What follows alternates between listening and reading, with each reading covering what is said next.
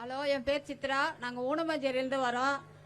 எங்களுக்கு வீடு வசதி எல்லாம் இருக்கு. ஆனால் வீட்டை காலி பண்ணுன்னு சொல்றாங்க. என்ன எங்களுக்கு வந்து பழங்குடி மக்கள் இல்லை தான், நாங்கள் இல்லைன்னு சொல்லலை. ஆனால் எங்கள் வீட்டை காலி பண்ண சொல்றாங்க. நீர் இது புறம்போக்கு இது சொல்றாங்க. நீர் பிடிப்புன்னு சொல்றாங்க. எதுக்கு பட்டா கொடுத்தாங்க?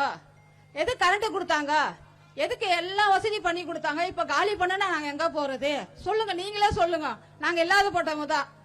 இந்த குடி வந்து கெடுத்து எங்க குடும்பம் எல்லாம் பாதிக்கப்படுது. எங்க வீட்டுக்காரர் இறந்துட்டாரு. 5 மாசம் தான் ஆகுது குடிச்சு. இந்த கஞ்சாலாம் ஒழிக்கணும், இந்த சாராயெல்லாம் ஒழிக்கணும் ஐயா என்று நான் தாய்மடியா கேட்டுக்கிறேன் ஐயா. எல்லாத்தையும் நீங்க ஒழிக்கணும், புரியுதுங்களா சார்? நாங்க ஊனமஞ்சேரில இருந்து வரோம். இந்த சாராயம், இந்த கஞ்சா, இந்த பீடி எல்லாத்தையும் ஒழிக்கணும். எங்களால தைரியமா வளர்த்த முடியல, போக முடியல. பசங்க ஸ்கூலுக்கு போறதுக்கு கூட பயப்படுதுங்க. ஏமா இருந்தாலும் பசங்க வந்து என்ன பண்ணிடுமா?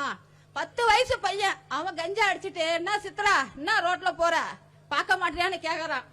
அப்பெல்லாம் எவ்வளவு கேவலமா இருக்கு இந்த கஞ்சா. வந்து அதுக்கு முன்னெல்லாம் கிடையாது. இப்பதான் கஞ்சாவா அதுவா சாராயமா குடிச்சிட்டு வீட்டுல ரோட்ல லுங்கியா வந்து போய் பொம்பளைங்க நடந்து வர முடியல. அவ்வளவு பயத்துல வரும். என்ன ஆகுமோ இந்த ரோட்ல வந்தா, என்ன ஆகுமோ? அதுக்கு முன்ன தைரியமா போவோம்.